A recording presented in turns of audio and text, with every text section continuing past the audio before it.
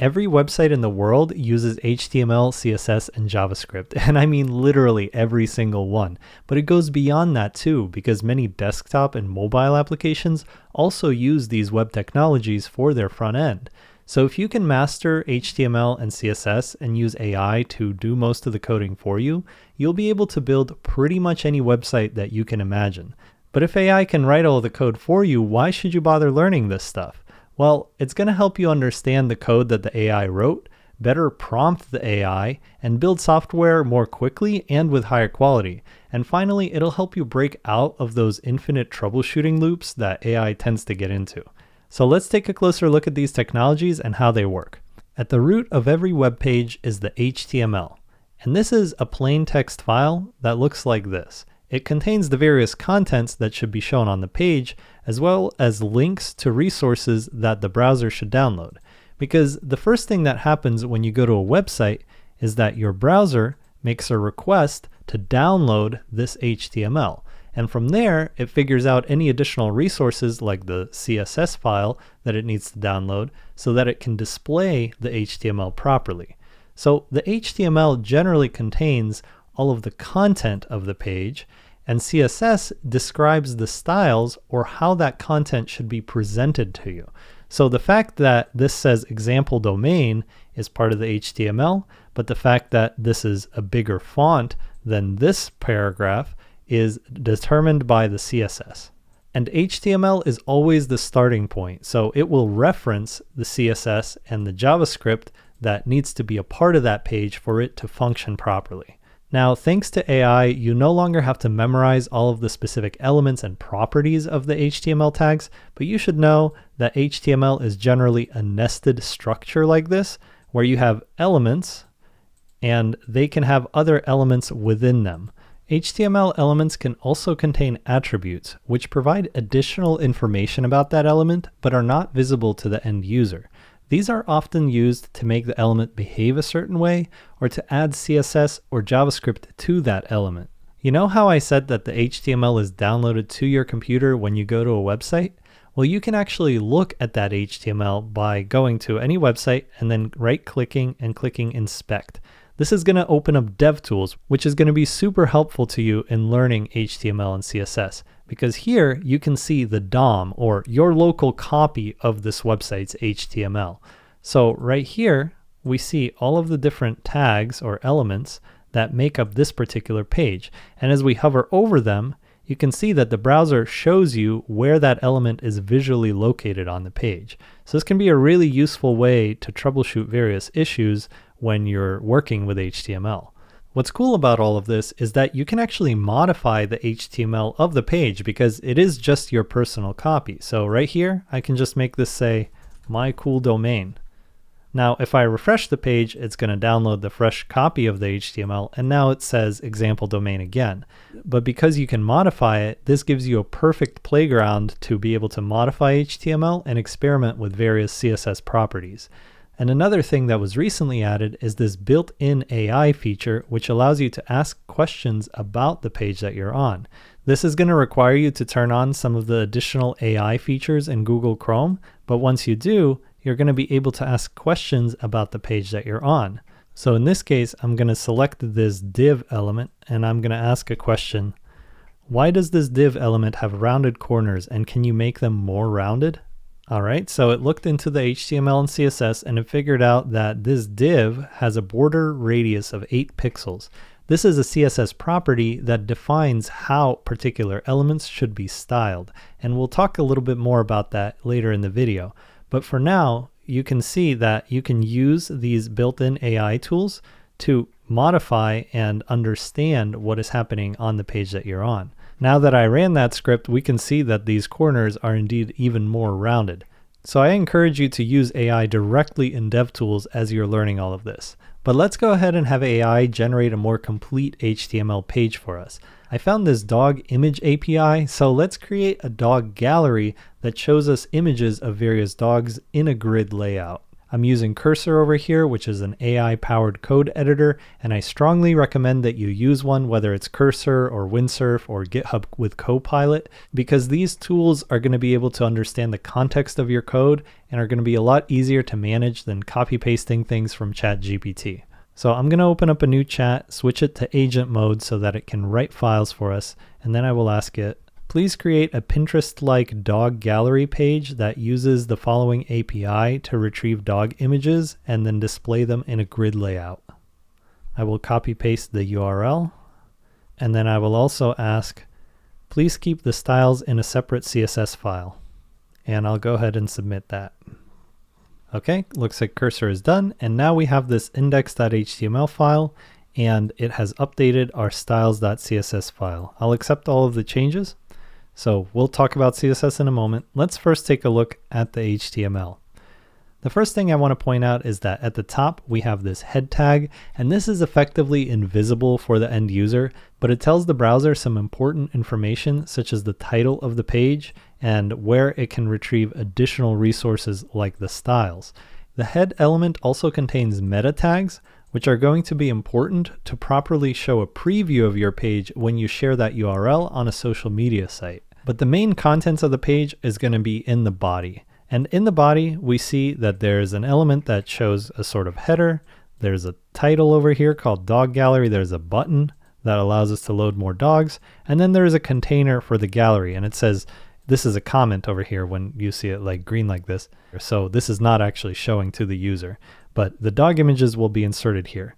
And then we see this script tag, which is adding JavaScript directly to this HTML file. So in best practice, we would actually want to move this to a dedicated JavaScript file. But essentially what this code is doing is it's loading additional dog images when we press that button. Now, for the purpose of showing you HTML, I actually want to keep the JavaScript out of it. So I'm going to ask Cursor to make this a more static page instead of having this extra logic that is going to retrieve these images. We want to display this HTML as a completely static page with no JavaScript. So can you please just get the URLs of the dog images and place static elements on this page that will display them? Okay, so the HTML has been updated, and now we see these explicit elements that are going to contain images of the dogs. To open your HTML file in a browser, you can simply copy the path of that HTML file, go to the browser, and paste it in as the URL. We can see that, well, some of these images are not properly working, but others are showing up on this page. Now, I'll actually just remove some of these not working ones so that you can see how modifying the HTML is going to show up when we refresh the page. So here I'm going to remove this Labrador one. I'll just select it, delete, refresh, and now you see that it's gone. So again, the HTML ties directly to what you're seeing on the page. Okay, so we see this page, but how does the browser know to add these rounded corners and to make these cards kind of move when we hover over them? And how is this background gray? And why is there a shadow over here? All of this is determined by the CSS. The CSS applies styles to these various elements. And generally speaking, the way that it's done is by using a property on the HTML element that the CSS can tie into. This is done using what's called a selector. And a selector is a way to identify specific HTML elements so that you can tie additional styles to them or modify them in some other way using JavaScript. So I'll show you how to use AI to explain how some of this works.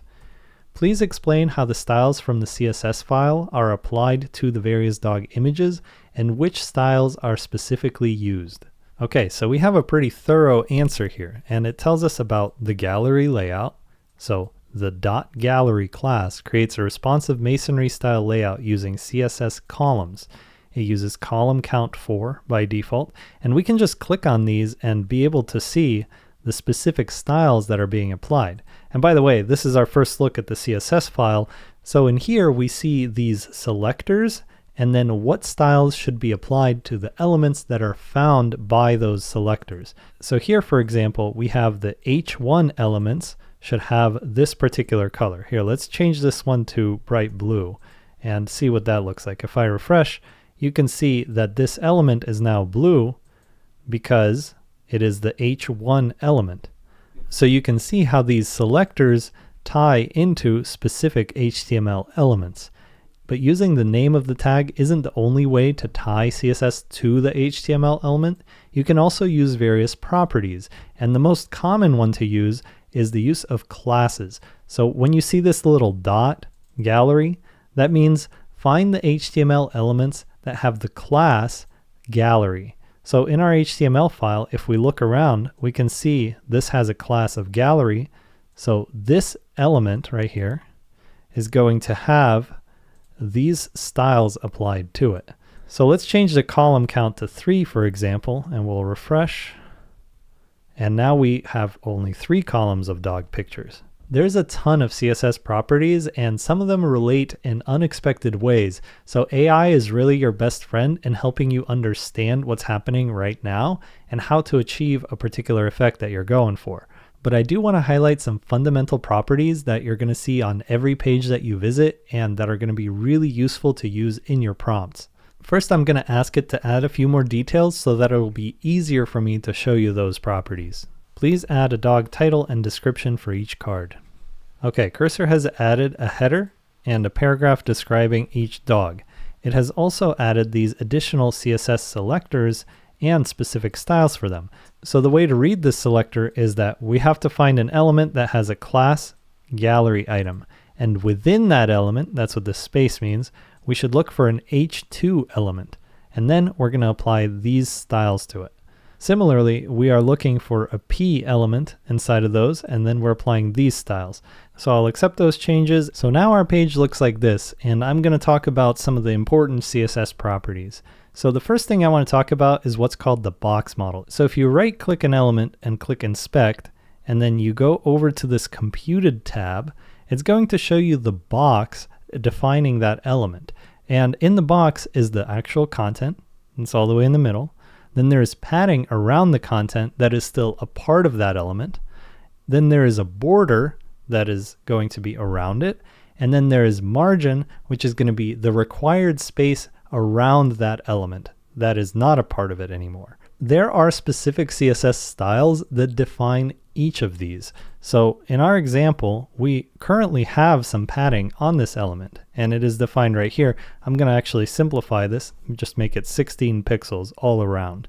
So here, if we hover over the padding, we can actually see it highlighted visually in green for us by the browser. Now, if I change this value, we're going to see the amount of space between this text, which is the content of this element, and the edge of its parent shrink. So if I make this 0, we can see the text goes up all the way to the edge of that parent element. But if we make this really large, then we see a lot of space added.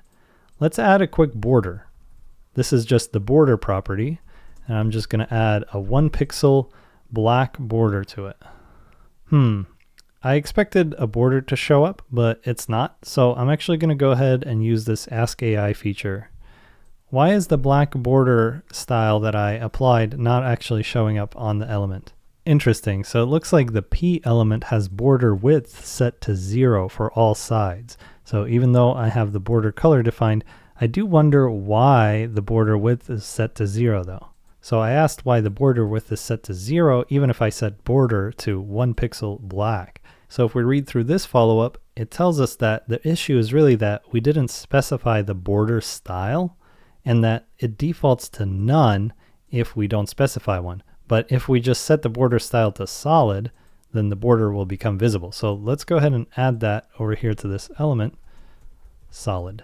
Boom, there we go. Now we see these borders around all of these elements. But to round out the box model, let's also add some margin to these elements. I'm going to add margin, 16 pixels.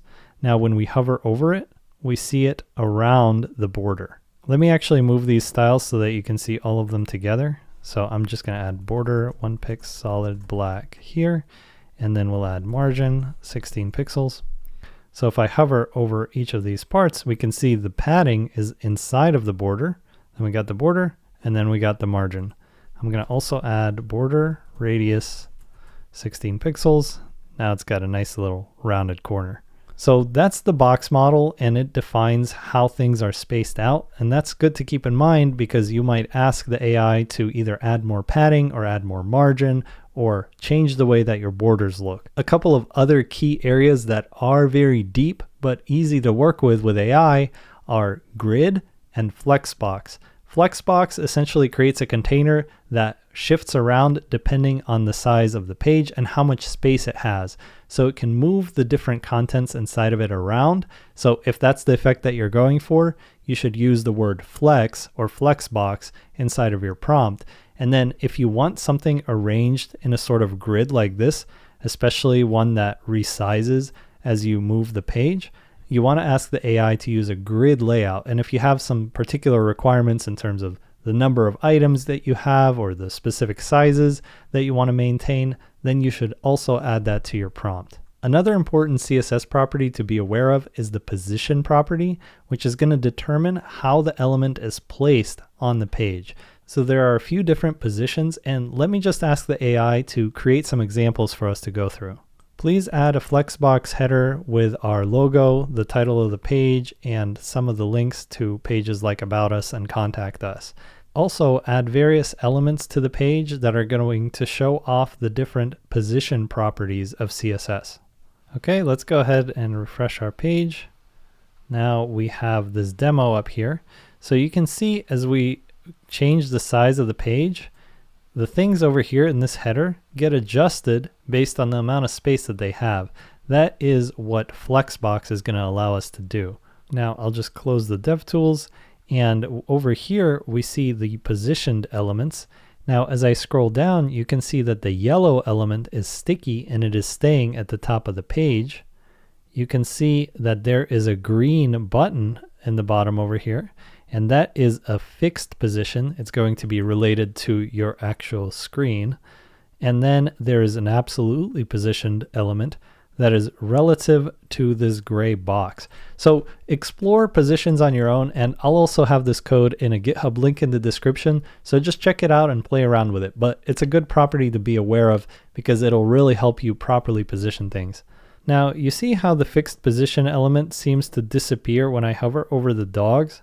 Well, that is because of the z-index property, which is another one that's useful to know. So if I go over here to this element and I just set its z-index to something really high, even when I hover over those dogs, it's going to stay on top. So the z-index is how close it is to the screen, and the higher the value, the more it's going to layer over the other things below it. So keep in mind there's a ton of CSS properties, but the ones that I talked about, you're going to be dealing with all of the time, and I could never list all of them in a single video. But there are other ones that you should also be aware of, such as responsive media queries that are going to change the styles depending on the size of the screen. And there are also styles that you can apply when you hover over a particular element. That's what we're seeing with these dog pictures kind of moving, is this style over here. And there are also certain CSS animations that you can apply. So there's a lot to play around with, but in general, it always boils down to having the HTML, which is the root and structure of the page, and then having the styles get applied to the specific elements of the HTML so that they can appear a particular way. But with only HTML and CSS, the best you can do is create a static page like the one that we were looking at. To really make your page come alive, you're going to need to use JavaScript, which will allow you to update the contents and styles of your page and make it interactive for your users. This is exactly what we're going to cover in the next episode of AI Coding 101, so I'll see you there. Thanks for watching. Take care.